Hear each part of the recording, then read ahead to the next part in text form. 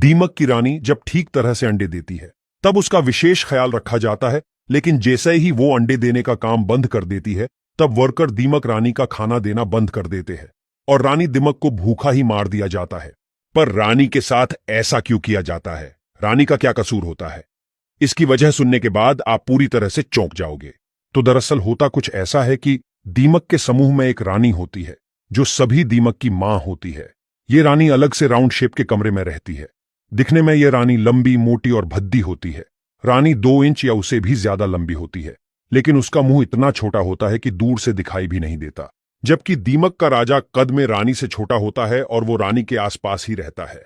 राजा के अलावा रानी के आसपास उसकी सेविका भी होती है। रानी का शरीर इतना बड़ा होता है कि वो खुद से खाना भी नहीं खा सकती, उसे सेविकाएं खाना खिलाती है।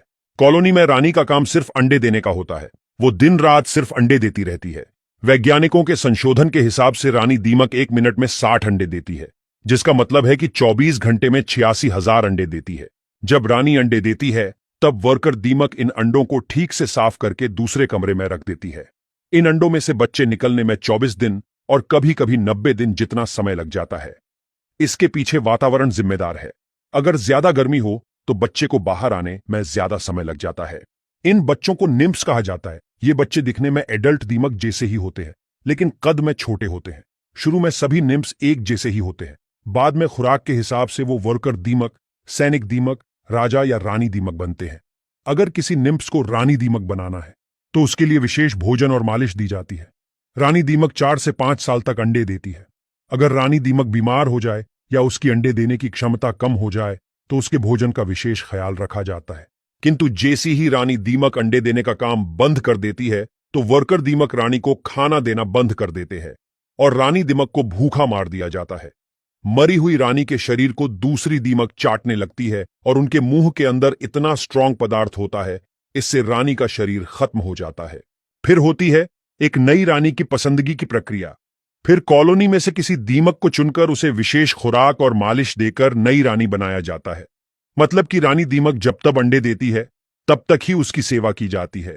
अंडे देना बंद होता है तो रानी उसके किसी काम की नहीं होती और उसको मृत्यु दी जाती है। आपको और एक इंटरेस्टिंग बात बता दे कि दीमक लकड़ी खाती तो है, लेकिन उसे पचा नहीं सकती। लकड़ी को पचाने के लिए वो अपने शरीर में यूनिक तरह के सेल्यूलोज ऑर्गेनिज्म उत्पन्न करती है।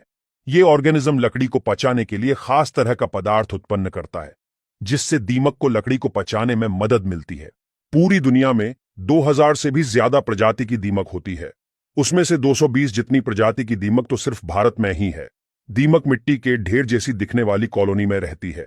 इस कॉलोनी में अलग अलग तरह की दीमक होती है, जैसे कि रानी, राजा, वर्कर, सैनिक और पंख वाली दीमक। दीमक जिस मिट्टी की कॉलोनी में रहती है उसे बनाने के लिए दीमक मिट्टी, पानी और खुद की लार का उपयोग करती है।